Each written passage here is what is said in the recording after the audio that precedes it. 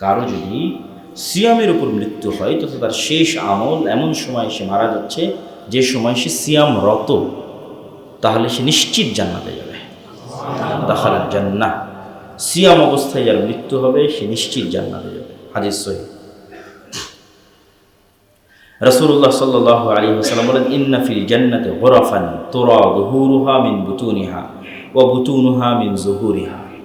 জান্নাতে অন্যতম শ্রেষ্ঠতম প্যালেস, ফ্ল্যাট, বিল্ডিং, জাঁকজমকপূর্ণ, চমৎকার, চাকচিক্যময়, দৃষ্টিনন্দন, অন্য সকল প্যালেস, বিল্ডিং ও ফ্ল্যাটের চেয়ে আলাদা, দেখলেই বোঝা যাবে স্পেশাল, গর্জিয়াস এবং এক্সট্রা অর্ডিনারি। এখন এটার বর্ণনা রাসূল সাল্লাল্লাহু আলাইহি ওয়াসাল্লাম যেভাবে দিয়েছেন, কেননা জান্নাতের বিষয় মানুষকে বোঝানো কঠিন, মানুষের পক্ষে কল্পনা করা সম্ভব না। তো সারমর্ম এতটুকু বুঝেন যে জান্নাতে যত প্যালেস আছে, জান্নাতে যত বিল্ডিং আছে, যত ফ্ল্যাট আছে, তার মধ্যে এটা খুবই এক্সট্রা অর্ডিনারি, খুবই চমৎকার, খুবই চাকচিক্যময়, খুবই জাঁকজমক। রাসূল সাল্লাল্লাহু আলাইহি ওয়াসাল্লামকে জিজ্ঞেস করে, লিমান হিয়া রাসূলুল্লাহ, এই চমৎকার উন্নত মানের প্যালেস এবং বিল্ডিং এর মালিক কে হবে আল্লাহ রাসূল? আল্লাহ নবী বললেন, লিমান আতাবাল কালাম, যার মুখের ভাষা মিষ্টি, মানুষের সাথে কর্কশ কথা বলে না, ও আতআমাত তুআম, মানুষকে খাবার খাওয়াতে উদ্বুদ্ধ, মেহমানদারি করাতে উদ্বুদ্ধ, যেটা আমাদের বাপদাদাদের স্বভাব ছিল, যেটা আমরা হারিয়ে ফেলেছি। মেহমানদারি করানো নবীদের সুন্নাত, আগ্রহী হওয়া, মানুষকে ডেকে বাড়িতে নিয়ে গিয়ে খাওয়ানো। রমাজান মাসে আরও বেশি করা উচিত। ফিরি প্রতিদিন 10টা 15টা 20টা 100টা করে সিয়ামের নেকি পাওয়া যায়। থাকবেন আপনি নিজে একটা সিয়াম, আর আপনি রিসিভ করবেন আরও 100টা সিয়ামের নেকি, 100 জন সিয়াম পালনকারীকে খাওয়া। এই তো খাওয়ানো ইসলামে অতি গুরুত্বপূর্ণ একটি ইবাদত। রাসূল সাল্লাল্লাহু আলাইহি ওয়াসাল্লামকে বলা হলো, আইয়ুল ইসলামে আফদল, ইসলামের সর্বশ্রেষ্ঠ কাজ কোনটা? আল্লাহ নবী বলেন, ইসলামের সর্বশ্রেষ্ঠ কাজ হচ্ছে তুমি সালাম দিবে আলা মান তারিফ ওয়া মান লাম তারিফ, যাকে চিনো যাকে চিনো না সবকে সালাম দেবে। আর আরেকটা শ্রেষ্ঠ কাজ হচ্ছে তুতিউমুত তুআম, মানুষকে খাওয়াতে থাকবে, যে শ্রেষ্ঠ কাজগুলোর একটা কাজ।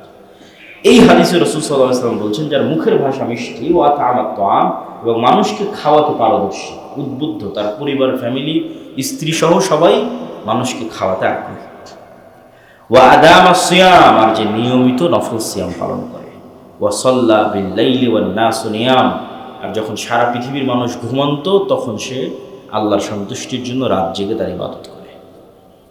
এই 4টা গুণ যার মধ্যে আছে, জান্নাতের এই চমৎকার, শ্রেষ্ঠতম, জাঁকজমকপূর্ণ, চাকচিক্যময় ফ্ল্যাট, প্যালেস তার জন্য। এখন আপনি যদি মনে করেন বুর্জ খলিফা, দুবাই পৃথিবীর সবচেয়ে উন্নত মানের প্যালেস, সেটাও কল্পনা করতে পারেন। যদি মনে করেন গুলশান, পূর্বাচলের কোনো উন্নত মানের প্যালেস, বিল্ডিং, সেটাও কল্পনা করতে পারেন বুঝার সুবিধার্থে। তাহলে জান্নাতকে তো কল্পনা করা সম্ভব নয়। জান্নাতের সর্বশ্রেষ্ঠ প্যালেসগুলোর একটা, সর্বশ্রেষ্ঠ বিল্ডিং এবং ফ্ল্যাটগুলোর একটা সেই ব্যক্তি পাবে যার মধ্যে 4টা গুণ আছে। মুখের ভাষা মিষ্টি, কর্কশ কথা বলে না, মানুষকে খাওয়ায়, নফল সিয়াম পালনে অভ্যস্ত, রাতের সালাতে অভ্যস্ত, তাহাজ্জুদের সালাতে অভ্যস্ত। এবার আমরা সরাসরি চলে যাই শাবান মাস। রাসূলুল্লাহ সাল্লাল্লাহু আলাইহি ওয়াসাল্লাম সবচেয়ে বেশি যে মাসে সিয়াম রাখতেন, আয়েশা রাদিয়াল্লাহু তাআলা আনহা থেকে বর্ণিত, কান রাসূলুল্লাহ সাল্লাল্লাহু আলাইহি ওয়াসাল্লাম ইয়াসুম হাত্তা নাকুল লা ইফতির ওয়া ইফতির হাত্তা নাকুল লা ইয়াসুম। আল্লাহর নবী কখনো এমনভাবে সিয়াম ধরতেন, আমরা মনে করতাম আর মনে হয় ছাড়বেন না, মানে নফল সিয়াম একটানা করতেই আছে। আবার কখনো এমনভাবে সিয়াম ছেড়ে দিতেন, আমরা মনে করতাম তিনি মনে হয় নফল। যতই একটানা নফল সিয়াম রাখেন আর যতই একটানা নফল সিয়াম ছাড়েন, একটা বিষয় কোনো সময় মিস হতো না। সেটি কি? মা রাআইতু রাসূলুল্লাহ সাল্লাল্লাহু আলাইহি ওয়াসাল্লাম ইস্তাকমালা সিয়ামা শাহরিন, কখনো একটানা পুরো 1 মাস নফল সিয়াম তিনি রাখেননি। 1 নম্বর পয়েন্ট আয়েশা রাদিয়াল্লাহু তাআলা বলছেন যে কখনো একটানা 1 মাস নফল সিয়াম তিনি রাখেননি রমাজান ছাড়া। তাহলে একটানা 30 দিন সিয়াম পালন করেছেন শুধুমাত্র কোন মাসে? রমাজান মাসে। রমাজানের বাইরে রাসূল সাল্লাল্লাহু আলাইহি ওয়াসাল্লাম তার জীবনে কখনোই কোনোদিনও অন্য কোনো মাসে একটানা পূর্ণ 30 দিন সিয়াম রাখেন। এবার পরের বাক্য হচ্ছে ওয়ামা রাআইতুহু আকসারা সিয়ামান মিনহু ফি শাবান, আর যে মাসে সবচেয়ে বেশি সিয়াম রাখতেন, পুরো মাস তো পূর্ণ করতেন না, কিন্তু সবচেয়ে বেশি রাখতেন রমাজানের পরে সিয়াম সেই মাসের নাম হচ্ছে শাবান। তাহলে এখানে কয়েকটা জিনিস ফুটে উঠল। রাসূল সাল্লাল্লাহু আলাইহি ওয়াসাল্লাম কখনো একটানা সিয়াম শুরু করলে ছাড়তেন না। হতে পারে 7 দিন 10 দিন, ভাবে বোঝা যাচ্ছে কথার গতিতে। আবার কখনো বিরতি দিতেন, তখনও হতে পারে একটানা 7 দিন 10 দিন বিরতি দিয়েছেন। আর একটানা 30 দিন সিয়াম পালন করেছেন, সেটা রমাজান। রমাজানের বাইরে সবচেয়ে বেশি সিয়াম পালন করেছেন সেটা শাবান। কেন? সেটা আমরা হাদিস থেকে শুনবো যে কেন শাবান মাসে রাসূলুল্লাহ সাল্লাল্লাহু আলাইহি ওয়াসাল্লাম সবচেয়ে বেশি সিয়াম পালন করেছেন। আব্দুল্লাহ বিন আব্বাসও বলেছেন, মা আলিমতুহু সামা শাহরান কুল্লুহু ইল্লা রমাদান। আমরা জানি না যে আল্লাহর নবী কখনো পূর্ণ মাস সিয়াম রেখেছে, শাহরান কামেলান, রমজান ছাড়া, আমাদের জানা। তাহলে রমাজান ছাড়া পুরো মাস সিয়াম পালন না করাও সুন্নাত, বা পুরো মাস সিয়াম পালন করা সুন্নাত বিরোধী। এটা বোঝার জন্য বলা আর কি। এবার সে শাবানে কেন তো সিয়াম পালন করতেন? উসামা বিন যায়েদ রাদিয়াল্লাহু তাআলা থেকে বলতে তিনি বলেন, রাসূল সাল্লাল্লাহু আলাইহি ওয়াসাল্লামকে জিজ্ঞেস করা হলো, আল্লাহর নবী, লাম আরাকা তাসুমু মিন শাহরিন মিনাশ শুহুর মা তাসুমু মিন শাবান। শাবানে যত সিয়াম রাখেন এত সিয়াম তো আমরা আপনাকে কখনো রাখতে দেখি না, কারণ কি? আল্লাহ নবী বলেন, যাকা শাহরুন, এটি এমন একটি মাস যা রজব এবং রমাজানের মধ্যে অবস্থিত, মানুষ এটি থেকে গাফেল থাকে, অথচ এই মাসেই একটা বড় ঘটনা ঘটে। সেই ঘটনা হচ্ছে ওয়াহুয়া শাহরুন তুরফাউ ফীহিল আমাল ইলা রাব্বিল আলামিন। সারা বছরের বান্দার আমলের হিসাব রব্বুল আলামিনের সামনে পেশ করা হয়। ওয়া আহাব্বু আন ইউরফা আমালি ওয়া আনা সায়ম, আর আমি ভালোবাসি আমার আমল এমন সময় রব্বুল আলামিনের নিকট পেশ করা হোক যখন আমি সিয়ামরত আছি।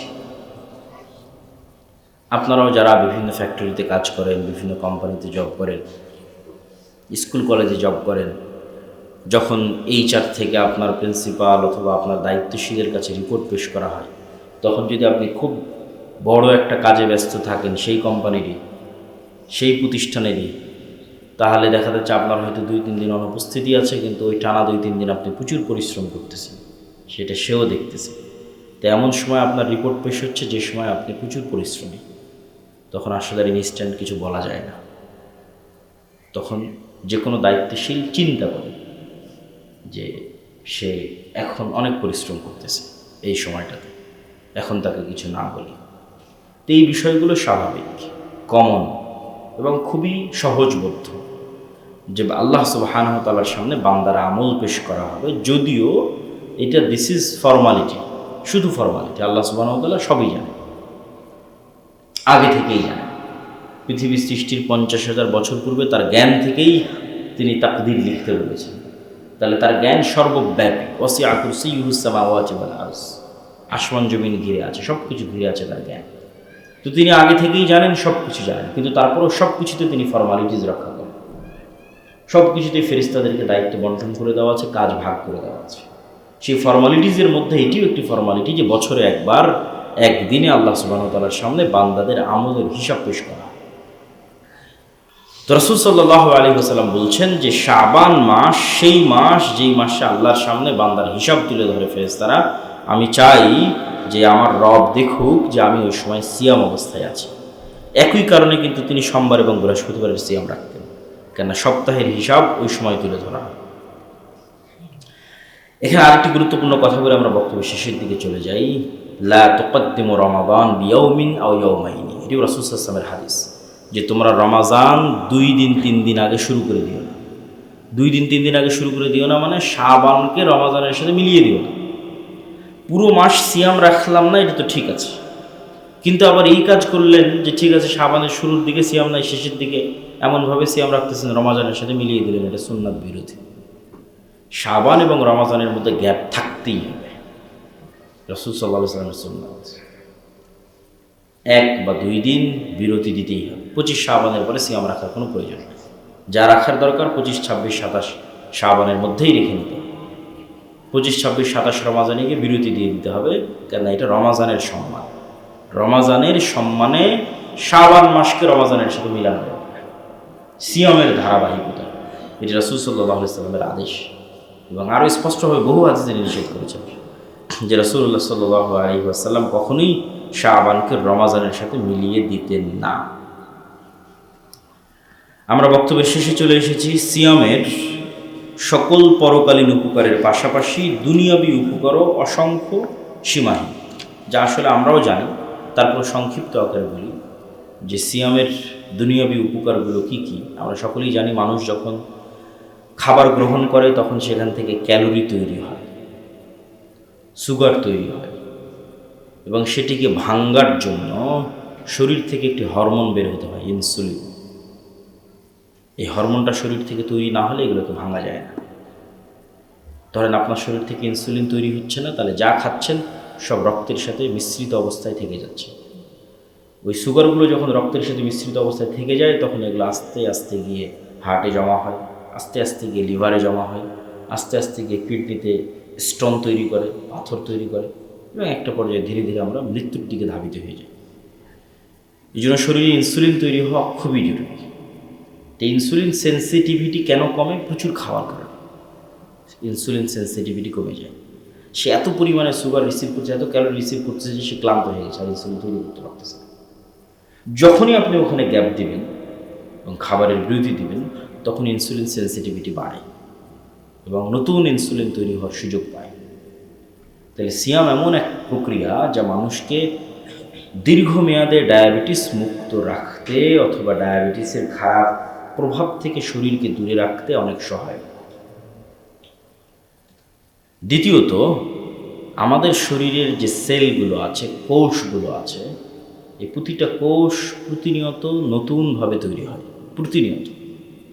কিন্তু আমাদের খাদ্য অভ্যাসের বিকৃতির কারণে আমরা যে খাদ্য অভ্যাস পাল্টিয়ে ফেলেছি, জাঙ্ক ফুড, ফাস্ট ফুড, তেল, চর্বি, রেড মিট, এগুলো সবসময় বেশি খাওয়ার কারণে, আমরা আমাদের খাদ্য অভ্যাস পাল্টিয়ে ফেলার কারণে শরীর অনেক সময় রিপেয়ার করার সুযোগ পায় না। তখন পুরাতন সেল থেকে যায় শরীরের মধ্যে, কোষ থেকে যায় নষ্ট অবস্থায়, ভাঙ্গা অবস্থায়। সেগুলোকে শরীর খেয়ে ফেলে নতুন কোষ তৈরি করবে সুযোগ পায় না। এই কোষগুলোই জমা হতে হতে ক্যান্সার সেল তৈরি হয় এই খারাপ কোষগুলো থেকে। এই প্রক্রিয়াও বাধাগ্রস্ত হয় যদি মানুষ সিয়াম পালন করে। সিয়াম পালন করলে শরীর সুযোগ পায় তার পুরাতন কোষগুলোকে খেয়ে ফেলার। যদি একটানা সিয়াম পালন হয়, তাহলে শরীরের মধ্যে থাকা ময়লা আবর্জনা সেগুলো শরীর নিজেই খেয়ে ফেলে এবং খেয়ে পরিষ্কার করে ফেলে এবং একদম নতুন তরতাজা সেল তৈরি করে তার শরীরের মধ্যে। এরকম আরও বিভিন্নভাবে সিয়াম মানুষের শরীরকে উপকার দেয়। এই জন্য আজকের আধুনিক বিজ্ঞানে ডাক্তাররা ফাস্টিংকে অনেক বড় একটা চিকিৎসা হিসেবে তুলে ধরেছে। কিন্তু সাথে যদি আমরা নিয়ত রাখি, বা আমরা যদি নিয়ত রাখি রাসূলুল্লাহ সাল্লাল্লাহু আলাইহি ওয়াসাল্লামের সুন্নাতের অনুসরণের, তাহলে একই সাথে পাচ্ছি নেকি এবং একই সাথে পাচ্ছি শারীরিক উপকার। তাই দেরি না করে রমাজানের পূর্বেই শাবান মাস, যে মাসে আমরা অবস্থান করছি, এই মাসে বেশি বেশি নফল সিয়াম পালনের উদ্যোগ নিন।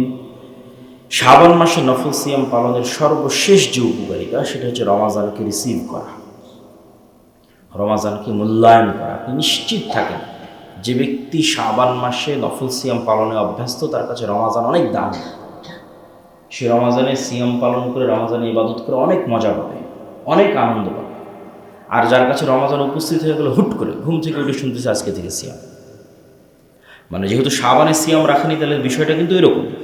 ঠিক যেমন আপনি জামাত ছুটে যাবে তো দৌড়ে মসজিদে আসতেছে, দৌড়ে মসজিদে এসে একটা সিজদা পেয়েছে, ওই একটা সিজদার পর আর কোনো মতে 4-5টা ঠক ঠক করে আবার উঠে বেরিয়ে দৌড় মেরে চলে গেলেন। তাহলে এই সালাতে তো আপনি কোনো মজা পাবেন না।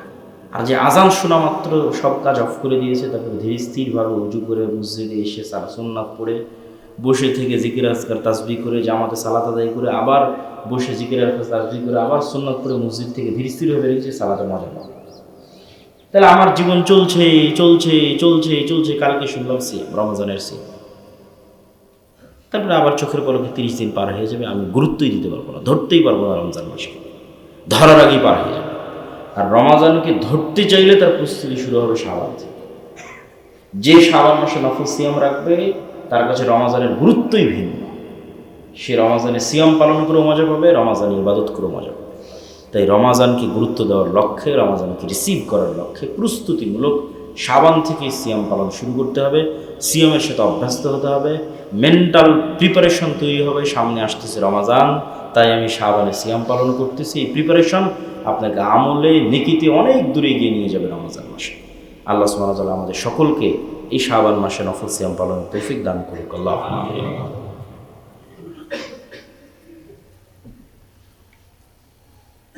الحمد لله وحده والصلاة والسلام على من لا نبي بعده يا أيها الذين آمنوا صلوا عليه وسلموا تسليما اللهم صل على محمد। মানুষের যদি ওয়াশরুমে যাওয়ার প্রয়োজন হয় তাহলে সালাত অফ রেখে ওয়াশরুম ছেড়ে তারা সালাত করে এটার সাথে কোনো সম্পর্ক নেই, আজানের সাথে খাওয়ার কোনো সম্পর্ক নেই। আসসালামু আলাইকুম সাহেব, জীবিত অবস্থায় কাউকে অঙ্গ দান ব্যাপারে ইসলাম কি বলে? মরণোত্তর অঙ্গ দান করা যাবে কি? যদি যায় তাহলে মৃত লাশ কি ব্যথা অনুভব করবে? প্রথম কথা হচ্ছে, জীবিত অবস্থায় কিছু কিছু অঙ্গ এমন আছে যে সমস্ত অঙ্গ যদি আপনি দেন আবার ওটা ঠিক হয়ে যায়। যেমন লিভার নিজে নিজেই ঠিক হয়ে যায়, আল্লাহর এক আজীব সৃষ্টি। তো আপনার লিভার থেকে কেটে আরেকজনকে লিভার দিলে আপনার লিভার আবার ঠিক হয়ে যাবে। আবার অনেক সময় দেখা যাচ্ছে এক কিডনিতেই মানুষ চলতে পারে। তো এরকম যে বিষয়গুলো যেগুলোতে মানুষের দীর্ঘমেয়াদে কোনো ক্ষতি নাই, বরং উভয়ের জন্য উপকারী, সেটা জীবিত অবস্থায় কোনো সমস্যা নেই। কিন্তু কেউ মারা যাচ্ছে, নিজে নিজে মৃত্যু স্বীকার করে আরেকজনকে দিবে, এটা আত্মহত্যার মধ্যে পড়ে যাবে। আর মৃত ব্যক্তির কোনো অঙ্গ প্রত্যঙ্গ কাটা বা ছিঁড়া করা যাবে না, সেটা দানের জন্য হোক বা যে কোনো কাজের জন্য। আমার ব্যাংকের সুদের টাকা থেকে মা বোনকে গিফট কিনে দিই, এক্ষেত্রে এটা কি তাদের ক্ষেত্রে সুদ বলে গণ্য হবে? অবশ্যই হবে। ব্যাংকের সুদের অর্থ আপনি শুধু জনকল্যাণমূলক কাজে, তবু খাওয়া দাওয়া কেন্দ্রিক না হয়ে রাস্তাঘাট, bridge, culvert, toilet, bathroom, washroom, বাড়ি ঘর এগুলো কেন্দ্রিক হলো না, তাও জনকল্যাণমূলক অন্য কাউ। নির্বাচনে কি ভোট দেওয়া যাবে? খারাপ ভালোর পক্ষে না হলে কার পক্ষে? আমরা আসলে বিশেষ করে আমি এই প্রশ্নের সরাসরি কোনো উত্তর এই জন্য দিই না। যাদের বয়স 80 বা 90 বছর হয়ে গেছে তারা খুব ভালো বলতে পারবে যে যখন 47 হয়েছিল তখন থেকে না আজ পর্যন্ত তারা জীবনে কত ভোট পার হয়েছে, এবং প্রত্যেক ভোটেই তাদের কাছে মনে হয়েছে এবার একে ভোট দিলে খুব ভালো হবে। তারপরে ভোট দেওয়ার 2-3 বছর পর আবার অকি গালি দিয়েছে। এই সাময়িক আবেগ থেকে মানুষ বের হতে পারে না, এটাই মানুষের সবচেয়ে বড় দুর্বলতা। মানুষ ওই দিন সফল হবে যেদিন দীর্ঘমেয়াদী চিন্তা করে, যে 80-90 বছরে তো এটাতে কোনো কাজ হলো না, তাহলে আমাকে ভিন্ন কিছু চিন্তা করতে হবে, সেটা দীর্ঘমেয়াদে চিন্তা করতে হবে। এই দীর্ঘমেয়াদের কাজ মানুষ করতে চায় না। এখানে অনেক যুবক আছে বলবে যে আপনি ঘোষণা দেন আমরা জীবন দিয়ে দেব।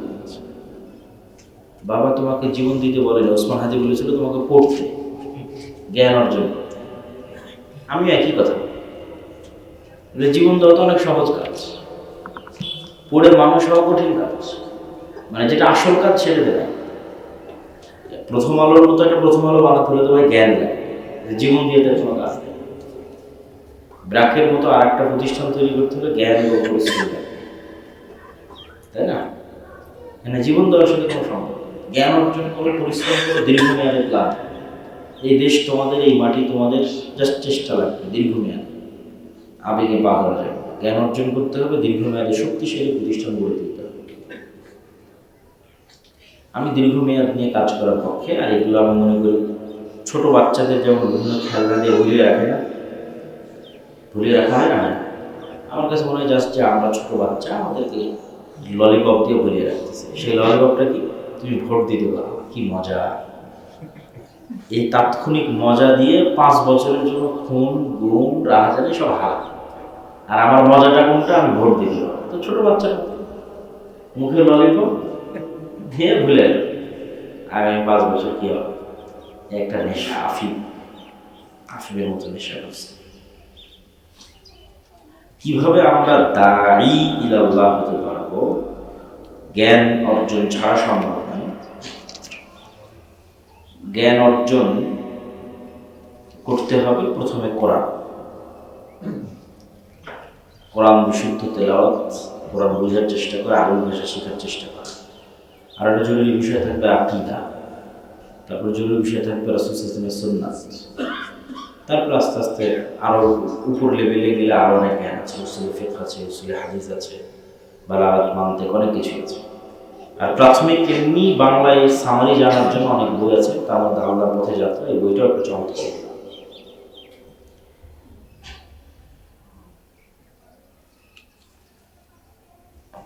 ওইগুলো তো শেষ হয়েছে নাকি? আছে কি? ঈশার সালাতের সাথে বেতের সালাত পড়া হয়ে গেলে তাহলে পড়া যাবে কিনা? যাবে।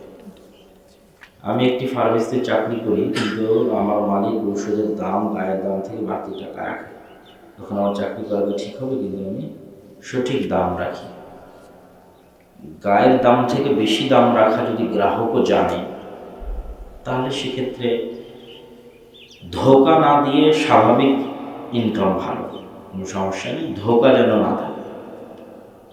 বাসায় নিজে নিজে কিভাবে রুকিয়া করব? আমরা অনেকে রুকিয়া বলে, রুকিয়া না বলে জিকির বলাই ভালো। জিকিরটাই হলো আসল। জিকির সব মুসলমান কি করতে হবে, এটা এমন কোনো কঠিন নয় যে কাউকে পারদর্শী হয়ে শিখে এসে প্র্যাকটিস নিয়ে, ঠিক আছে। যেমন হিন্দু কবিরাজেরা কেউ আসামের কামরূপ কামাখ্যাতে যায় ট্রেনিং নেওয়ার জন্য, কেউ যায় কোহে কাফে ট্রেনিং নেওয়ার জন্য, যে জিন শয়তানকে বশ করে। জিকির ওরকম কিছু না যে রুকিয়া নাম দিয়ে যে না মুখ রাখি, বিশেষ রাখি, তার কাছে সব শেষ হয়ে যায়, এগুলো কিছু না।